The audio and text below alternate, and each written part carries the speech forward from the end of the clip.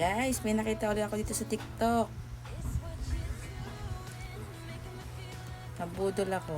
Tignan niya, magpabudol. Ito na, diba? Ang ganda. Umiikot na yung aking mga products.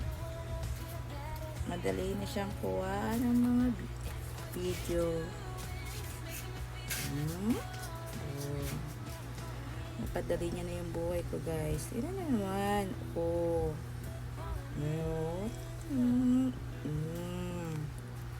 Kitang-kita niyo yung pangalan ng product, guys. Diba? Ang ganda.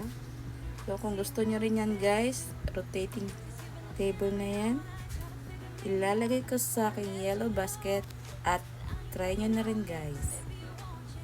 Diba? Ang ganda.